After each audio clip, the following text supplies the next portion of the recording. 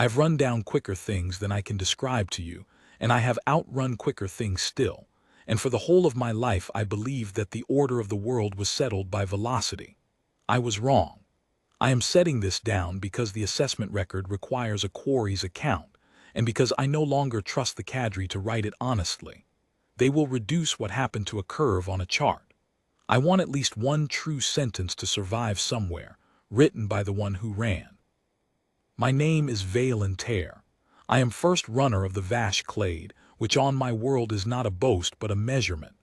Among the Sarod, who are the fastest cursorial people the Conquered has ever catalogued, I was the fastest. I do not say that to be admired. I say it so you understand the size of what was taken from me, and so you understand that the thing which took it never once ran. You should know what we are, because the whole of this account turns on it. The Sarod evolved on Sarok, a high-gravity plane of red grass and hard light, and the plane made us into the shape that the plane rewarded. We have two hearts, set one above the other, and when we open them both we can flood our long muscles with so much blood that the world seems to slow around us. We close on prey in seconds. A Sarod hunt is a single line drawn very fast across the grass and then a stillness. We do not stalk for long.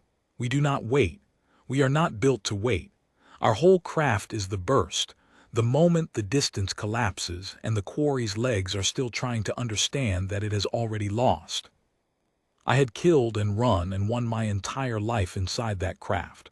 I had never once met a creature that did not, in the end, accept the logic of it. Everything that lives understands speed. The slow thing is eaten by the fast thing. That is not a Sarod belief. That is, I had thought, simply the truth, written into the grass on every world in every language by every set of teeth. The Conquered brought us into its assessment program because of exactly that reputation. The Quarry and Pursuit cadre maintained the long range, a preserve of open country 1,000 kilometers on a side, scrubland and dry watercourse and bare rock, fenced with relay stations that recorded every movement inside it. The cadre's purpose was unglamorous and, I thought, faintly absurd. They tested how species moved against one another. Who could close distance, who could break contact, who could find a hidden thing, who could lose a following thing. They built a great library of such measurements, and military bodies and survey services and 100 other agencies paid for it. I had volunteered to be a runner in their trials twice before. Both times the assignment was the same: be the quarry, be released into the range, and demonstrate evasion against a pursuer. Both times the pursuer had been a tracker of some patient species, and both times I had simply opened both hearts and drawn my single fast line across the country and been, within an hour, so far beyond their reach that the relay stations lost the contact entirely, and the trial was declared a Class 1 evasion, which is the highest grade they award. I was, in the cadre's records, the most efficient evader they had ever logged. No quarry had stayed lost as quickly, or as completely as I did. So when Chief Assessor Orem called me back to the long range for a third trial, I expected a fourth ribbon and a wasted afternoon. Orem was Threlkin, a tall, stalk-limbed people with patient eyes, and patience in a Threlkin is not a virtue, it is simply their resting state. He met me at the southern relay tower with his timekeepers around him, and he did me the courtesy of not pretending I did not already know the country. He walked me to the release line himself. "This one is different," he said. "The pursuer is new to our records. We have very little on the species. I want a clean baseline against a quarry we trust, and you are the quarry we trust." I asked who the pursuer was. I expected the name of some long-legged patient creature, some sniffing diligent thing with a good nose and no chance. "A human," Orem said, "a ranger by her own service. The Conquered asked us to assess the species' pursuit capability. We have read their claims, we did not believe them. That is why you are here." I had heard of humans the way one hears of a rumor that has not yet become interesting. A young species, recently contacted from a single blue water world. Soft by the descriptions. No natural armor. No claws worth the name. Slow, and here the descriptions were unanimous, almost amused, slow over any short distance, slower than nearly every catalogued people, a creature that any sprint predator in the conquered would run down in the open without effort. I had filed the species, without thinking about it, in the long list of things I would not have to take seriously.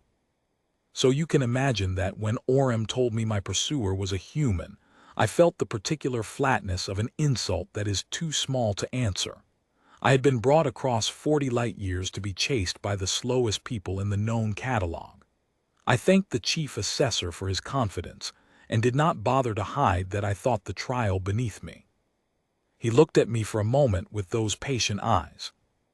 "Read their claim first," he said, "then be insulted if you still want to." He gave me the brief on a slate. I read it standing at the release line in the hard light, with my two hearts slow and idling in my chest. The human claim was a single paragraph, translated plainly. It said that the species' ancestral hunting method was something the translator rendered as persistence predation. It said that humans did not catch prey by being faster. It said that humans caught prey by following it at a steady pace without stopping, for as long as it took hours. The brief said, sometimes most of a day, until the prey, unable to rest, overheated and collapsed, and the human simply walked up to it. The brief said humans were the only known species to hunt this way as their baseline. It said the trait rested on an unusual physiology. Humans shed heat by wetting their own skin and letting the air dry it, a process the translator called sweating, which let them dump heat while still moving, so that they did not have to stop to cool down the way nearly every other running animal must. I read it twice. I will be honest about my reaction because the honesty is the point. I laughed. Not cruelly, I had no reason yet to be cruel, but with the easy contempt of a fast creature reading a slow creature's excuse, following at a steady pace, until it overheated, as though anything I could not see would ever overheat me, as though distance were not the entire game, and as though I did not own distance the way a Threlkin owns patience. "They will collapse a grazing beast," I said to Orem. "A herd animal that does not know to break contact. I am not a grazing beast. I will be over the horizon in an hour and she will never see me again. You will have your baseline. It will read, Class 1, Immediate Total." "Perhaps," said Orem, "that is exactly what I want to know." And then he introduced me to the human, and that was the first crack in the floor of my confidence, though I did not feel it give way until much later. She walked up from the eastern track with a handler beside her, and she was so unalarming that I almost looked past her. She was a head shorter than I am, and her people stand upright on two legs as we do, but where a sarod is built long and lean for the burst, all spring and cable, she was built thick, solid through the shoulder and the thigh, not fast-looking, not fragile-looking either, which I noted and dismissed. Her skin was a brown several shades darker than the red dust, and she wore a faded coverall and a wide hat against the light, and a pack across her shoulders, and she carried nothing that looked like a weapon, which I took as further proof that the cadre did not expect this trial to involve any actual catching. Her name, the handler said, was Della Holt. She looked at me for a moment the way one professional looks at another, taking my measure. Then she did a thing I did not expect. She inclined her head, a small gesture, a courtesy, and she said through the translator, "I've read about your people. I'm honored to be tested against the best they have. I'll do my best not to embarrass myself." She said it plainly. There was no edge under it. She was not goading me. She seemed, if anything, faintly worried that she would do badly, and a little embarrassed at the fuss of it all, at the relay towers and the timekeepers and the great empty preserve laid out to measure one slow ranger against the fastest runner in the catalog. She looked like a person who would have been more comfortable doing this work alone and quietly, without an audience. I told her, not unkindly, that she should not worry about embarrassing herself because I would be gone before she had finished walking to the line, and there would be no one near enough to see her either way. I meant it as reassurance. She took it that way and nodded, and there was something in her face I could not read, not offense, not amusement exactly, a kind of patience that I mistook then for resignation. I should have read it better. The Threlkin had patience as a resting state. I would learn over the next 3 days that the human had something worse. The human had patience as a tool. The trial rules were simple. At the signal, I would be released, and she would be released 10 minutes after from the same line. The range was mine to use as I wished. There were no boundaries inside the fence.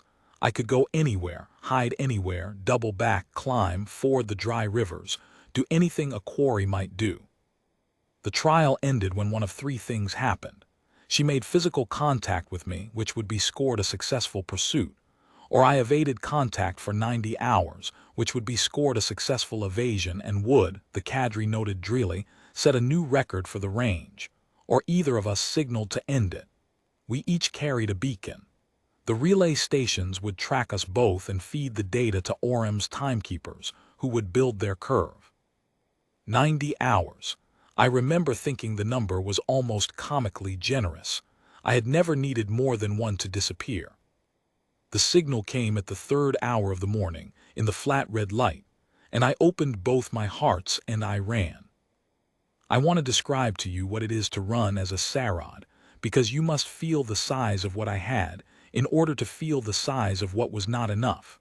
When both hearts open, the blood comes up hot and the world stretches thin. The grass goes to a blur of streaks. The wind, which a moment before had been still, becomes a pressure against the whole front of the body.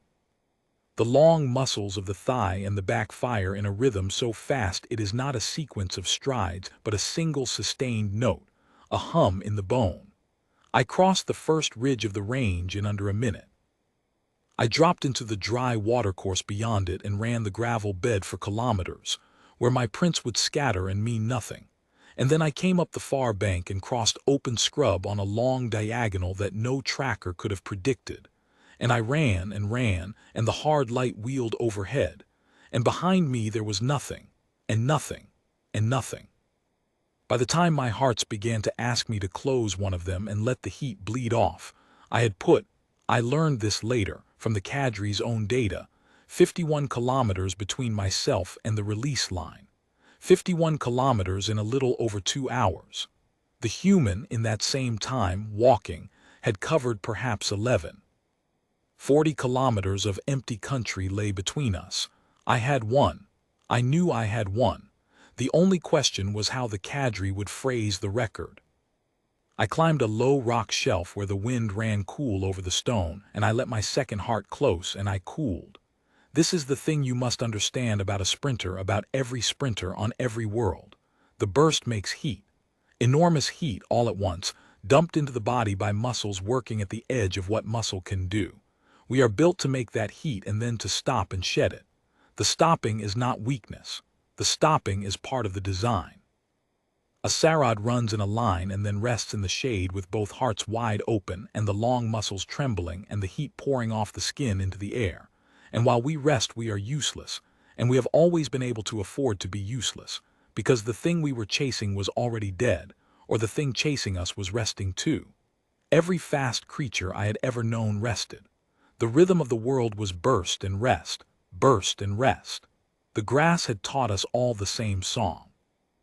I lay on the cool rock and I shed my heat and I watched the country behind me, more out of professional habit than concern, and after a while, far down on the plain, at the very edge of where the eye could resolve a moving thing, I saw her. She was walking. She was not hurrying. She had not opened anything. There was nothing in a human to open. She was simply walking across the scrub at the same unremarkable pace she had set at the line, her hat low against the light, her pack on her shoulders, putting one foot in front of the other in a rhythm so even it looked almost mechanical from that distance.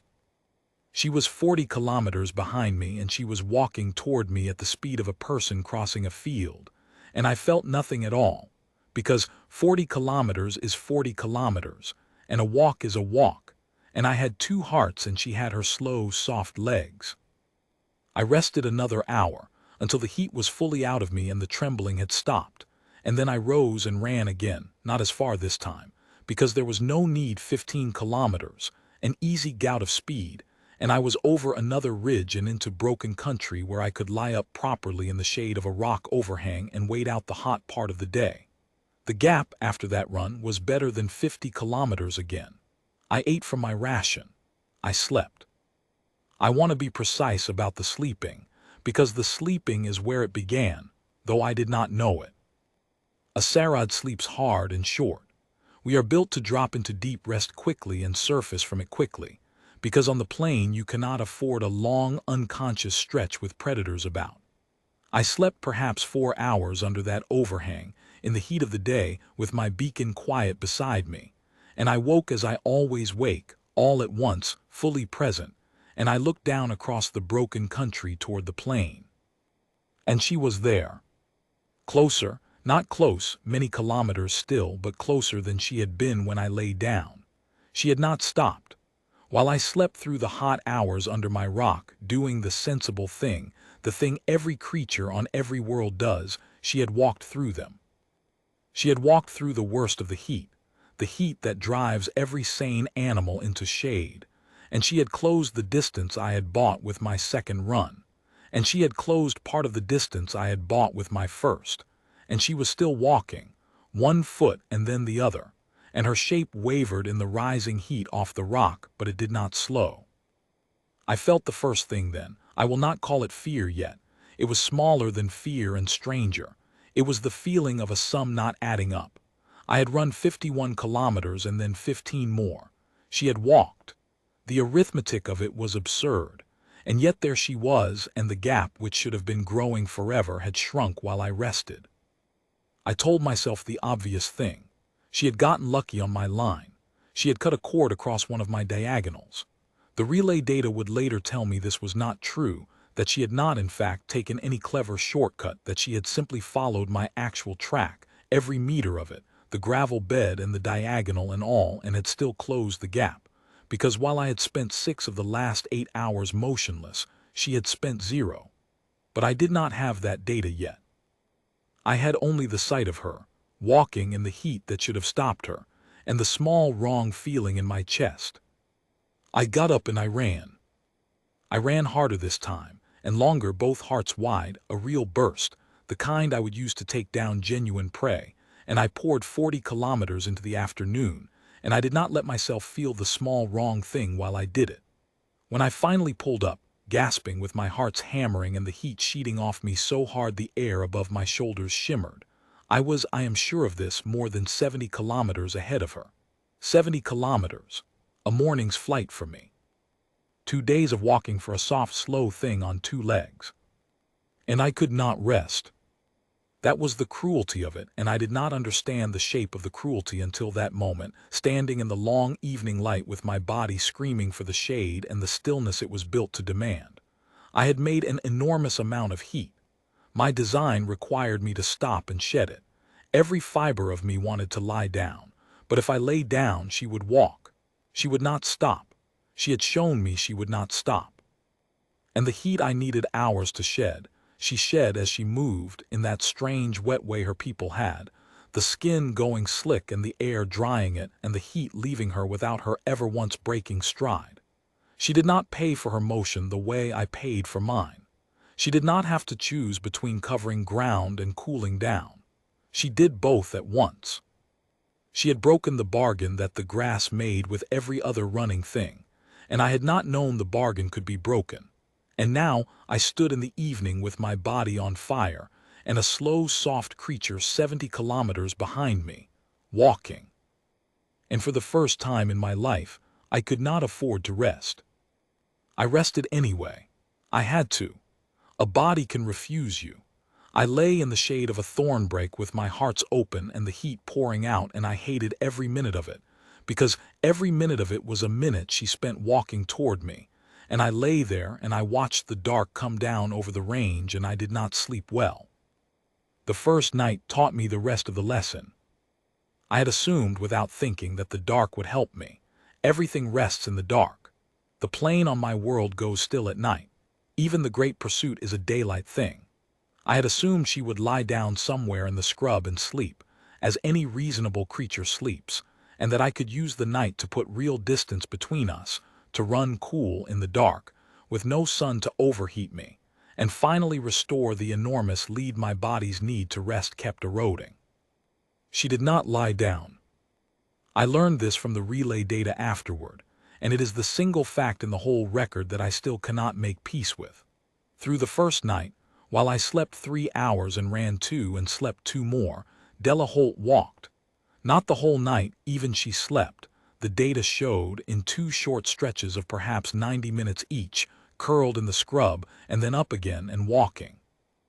But across the whole of the dark, she covered nearly as much ground as she had covered in the day, because the night was cool and the cool let her go faster without the heat catching her. And she did not have my problem. She had never had my problem. She did not have to stop and shed and tremble and wait. She walked through the night at her even pace with a small light on her brow to read my track, and by the gray of the morning she had closed the gap I had killed myself to build, and she was, the data said, 40 kilometers behind me again. 40, after everything. After 150 kilometers of running in a single day, after pouring out more speed than I had ever spent in any hunt of my life, the gap was 40 kilometers and shrinking, and I had not slept properly, and my long muscles were beginning to ache with the deep ache that comes from too many bursts too close together. And I could see her again now, in the gray light, walking up out of the low country toward the ridge where I stood. She did not look tired at all. That was the morning I stopped thinking of it as a trial. I want to describe her gait, as I came to know it over the next 2 days, because the gait is the heart of the thing. A Sarod thinks of running as the burst, the wild, expensive note. The human walk was the opposite of a burst in every way, and yet it was, I came to understand, a kind of weapon, the most patient weapon I have ever stood in front of. She rolled forward from the hip in a way that wasted almost nothing. Each stride dropped her weight onto a straight leg, so that the bone took the load and the muscle barely worked. She stood on her own skeleton between strides, the way a Sarod never does, because a Sarod is always coiled. Her arms swung in a small counter-rhythm that I came to understand kept her balanced without thought. She breathed in a slow, even cycle matched to her steps. There was nothing fast about it and nothing impressive about it, and a child watching one stride of it would have been bored. But she had been doing it for a day and a night, and she would do it for another day and another night, and she would not stop, and that was the whole of it. The walk was not built to catch me in a moment. The walk was built to catch me in a week, and the week was hers because the week was made of rest, and rest was the one thing I needed and she did not. I ran the second day the way a person spends down a fortune he has just realized he cannot keep. I did not run with the easy contempt of the first morning. I ran with calculation, and then with worry, and then, by the hot part of the afternoon, with something close to panic, though I would not have used that word to Orem. I tried everything a quarry knows. I doubled back along my own track to break the line, and she read the double back and cut the cord and lost almost nothing. I forded the wide, dry river 3 times in a single hour to scatter my scent and my prints across the gravel, and she stood on the bank. The relay station recorded, for perhaps 4 minutes, reading the ground, and then she chose the correct exit and walked on. I climbed a long, bare rock face where I left no track at all, and at the top I lay flat and watched her reach the bottom and stop and look up. And I thought, there finally, there is the thing she cannot do. She cannot read bare rock, and she walked along the base of the face in the patient way, scanning, until she found the one seam of dust on a ledge where my foot had scuffed. And she climbed slowly, carefully, with her hands and her soft feet. And she came up over the lip of the rock not 20 minutes behind me, and she did not even look at me. She looked at the ground. She was reading where I had gone next. I ran. Of course I ran. But the running cost more every time now. The deep ache in the long muscles had become a deep weakness. My 2 hearts, which had carried me across worlds, had begun to feel less like an engine and more like a debt. Each burst was shorter. Each rest I needed was longer, and each rest I could afford was shorter, and the two curves were closing on each other, the need rising and the permission falling, and somewhere ahead of me they would cross, and when they crossed I would have to either stop and let her come or run with nothing left, and I knew it, and she knew it, though she never said a word. She spoke to me only twice in 3 days. The first time was on the evening of the second day. I had pulled up on a knuckle of high ground with the last of a burst, and I was bent over with the heat sheeting off me and my heart's laboring, and I had perhaps a kilometer on her, no more, and I watched her come up the slope toward me at the walk, and I did something I am not proud of. I had a thought fast and ugly of the old craft of waiting, of letting her come, of using the one advantage I still had, which was that in a single short rush I was still faster and stronger than any soft two-legged thing, and that if she came within range I could end the trial my own way, not with a beacon but with the burst and the closing line and the stillness after. The thought lasted perhaps 2 seconds. I think she saw it. I think she had seen it in other quarries, on other worlds, in the long history of her slow people walking things to death. The moment the exhausted prey turns, at last, to fight the thing that will not stop chasing it. She stopped, well out of any range I could have crossed, and she set down her pack and she took out a flask, and she drank from it slowly, watching me. And then she said across the distance, through the translator on her collar, in that plain, unhurried voice, "You don't have to do this the hard way." I did not answer. I was too winded to answer and too proud. "I'm not angry at you," she said. "This isn't a fight. I do this with animals back home that I'm trying to save, sick ones, hurt ones. You walk them down until they're too tired to run, and then you can finally help them. It's not cruel if you don't make it cruel." She paused. "You can signal the beacon any time. There's no shame in it. You're the fastest thing I've ever seen move. I couldn't touch you for 2 days. Nobody's going to laugh at you."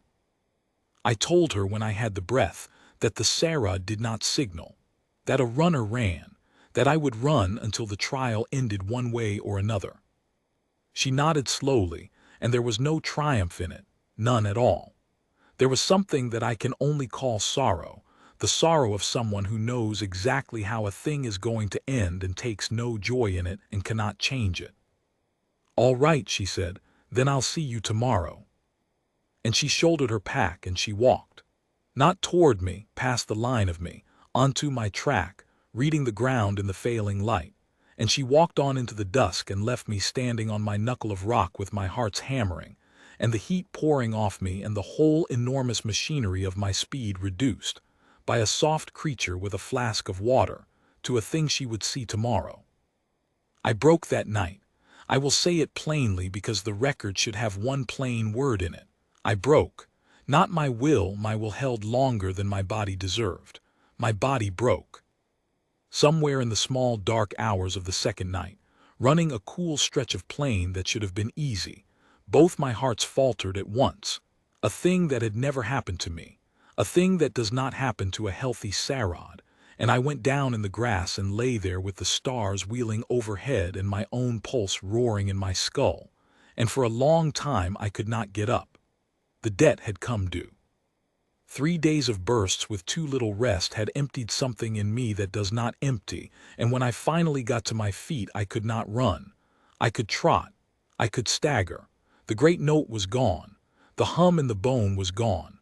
I had at last become slow. And somewhere behind me in the dark, walking, at the same even pace she had set on the first morning, neither faster nor slower, neither tired nor fresh, only continuing, was Della Holt. The morning of the third day was the worst thing I have lived through, and I have lived through war. I walked. There was nothing else left in me.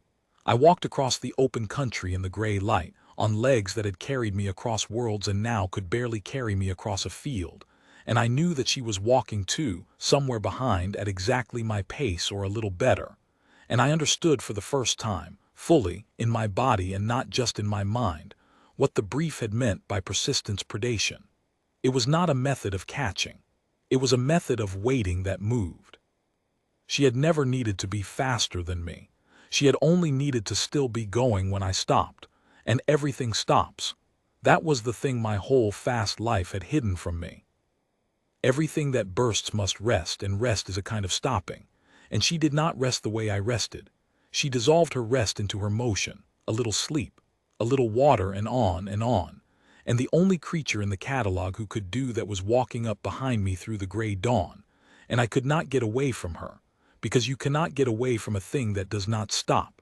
No matter how fast you are, if you yourself must stop, and I must, my whole kind must. The grass had made us to stop, and she had been made to keep going, and that was the entire war, and it had been decided before either of us was born. She caught me a little after midday. There was no drama in it. That is the part I most want the cadre to record honestly, because they will want to make it dramatic, and it was not. I had stopped finally, completely stopped in the thin shade of a thorn tree on the open plain, because I could not take another step. And I sat with my back against the trunk and my heart's laboring and my long muscles trembling with the deep, useless tremble of total exhaustion, and I watched her come. She came up out of the shimmer of the plain at the walk, the same walk, hat low, pack on her shoulders, one foot and then the other, and she crossed the last 100 meters of open ground to where I sat, and she did not rush even then, even with the quarry sitting still and finished in front of her. She walked the last 100 meters at exactly the pace she had walked the first 100, 3 days and 400 kilometers before, and she stopped a few steps from me, and she looked down at me with that plain, sorrowful, patient face. And then she crouched slowly, easing herself down with the stiffness of someone who has walked a very long way after all, and I saw for the first time up close that she was not untouched by it. Her face was drawn, her lips were cracked. The skin under her eyes was dark. She had not floated through 3 days. She had spent them. She had spent her whole body the way I had spent mine. Only she had spent it slowly in a currency the plane accepted, and she had had enough and I had not. She was tired. She was simply still going, and I was simply stopped, and that small difference was the whole of it. She did not touch me to end the trial. That surprised me. She had walked 400 kilometers to make contact and score the pursuit, and now that she could reach out and lay one soft hand on my shoulder and win, she did not. She took the flask off her belt and she unscrewed it, and she held it out to me. "Drink first," she said. "Then I'll tap your shoulder for the timekeepers and we're done, and somebody comes and picks us both up and you'll feel like yourself again in a day or two." She paused. "You ran the best I've ever seen anything run. I want you to know that. I didn't catch you because you're slow. I caught you because I don't stop. That's all it is. That's the only thing my people are really good at." She said it without any pride at all. She said it almost the way you would confess a strange affliction. "We just don't stop." I drank from her flask. The water was warm and tasted of metal, and it was the best thing I have ever swallowed. And when I had drunk, she reached out slowly, telling me with her eyes before she did it, and she laid one hand on my shoulder, light as anything, no force in it, no triumph, and somewhere across the range, a relay station logged the contact and the curve closed and the trial ended. We sat in the thorn shade together until the cadre's flyer came, and we did not talk much. There was not much to say. Once she asked me quietly whether I was all right, and I told her my hearts would recover, and she nodded as though that was the answer she had hoped for. Once I asked her how far her people would walk in the old days after a single animal, and she thought about it, and said sometimes the better part of a day, sometimes longer, that it depended on the heat and the country, that her ancestors had done it on a hot, dry plain not so different from this one, that it was, she thought, where her whole kind had really come from, not from being strong or fast or clever, but from being the thing that was still walking when everything else had to lie down. She said it like it was nothing. She said it like it was the most ordinary fact in the world. I have thought about that since, more than I have thought about almost anything. The cadre's report, when it was filed, was very clean. I have read it. It is a good piece of work, and it is, in its way, a lie, the way a curve is a lie, because a curve cannot tremble and a curve cannot break and a curve cannot sit in the shade of a thorn tree and drink warm water from the hand of the thing that ran it down. The report says, Quarry Sarod first-class sprinter peak evasion velocity recorded. Pursuer human ranger class. Pursuit successful at 61 hours. It says the human never exceeded a fast walk. It says the human's mean velocity over the full pursuit was less than 1/5 of the quarry's peak. It says the determining factor was not velocity, but sustained operating time, that the human's thermoregulatory capacity allowed continuous motion across the diurnal cycle, while the quarry required cumulative rest periods that the pursuer did not. It says, in the cold way of such documents, that the pursuit demonstrates the species' baseline persistence predation capability, and recommends the trait be flagged for any planning that assumes a sprint predator's lead is decisive over multi-day timescales. That last line is the only honest thing in it, and even it does not say what it means.